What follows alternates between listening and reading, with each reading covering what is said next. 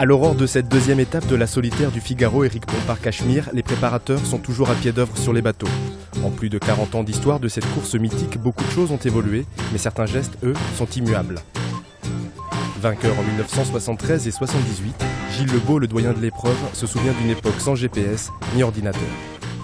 Les jeunes aujourd'hui ne savent pas bien reconnaître un phare. Alors que moi j'ai gardé ce réflexe, dès que je vois un phare, j'identifie ces deux éclats 10 secondes ou occultation. J'ai le réflexe instinctif de savoir lire les phares.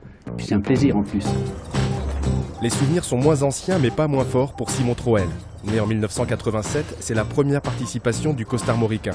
Rêvant de course en solitaire depuis qu'il navigue, il considère la Figaro Éric Bompard-Cachemire comme un passage obligatoire. C'est la course qui m'a fait rêver depuis longtemps et que j'avais vraiment envie de faire. Et c'est sûr que c'est top là, en plus avec le plateau qu'il y a. Enfin, moi je fais du Figaro pour me battre avec les meilleurs et donc là il y a quasiment tout le monde, donc c'est super en termes de course au large en tout cas. Et donc je suis très content d'être là, bon, même si j'ai pris 8 heures au général et que je préférerais être toujours dans le match, il reste quand même 3 belles étapes à faire. Aujourd'hui, on a une population de skippers beaucoup plus professionnelle, beaucoup plus structurée. On a des bateaux qui sont monotypes.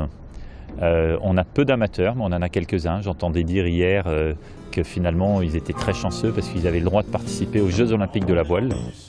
Créée en 1970, la course porte le nom du journal qui l'organise, l'Aurore, ne devenant solitaire du Figaro que 10 ans plus tard. Depuis, elle provoque de véritables passions chez les amateurs en France comme au Portugal. Cette régate est très dure et j'aime ça. Ils ne dorment pas plus et c'est très difficile pour faire une régate comme ça.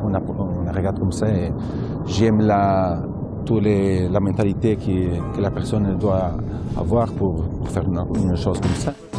En plus de 40 ans d'existence, de grands marins ont inscrit leur nom sur la première marche du podium. Eugène Riguidel, Philippe Poupon, Jean Le Cam et bien d'autres. Il reste 3 étapes aux 41 skippers de l'édition 2013 pour y inscrire le leur.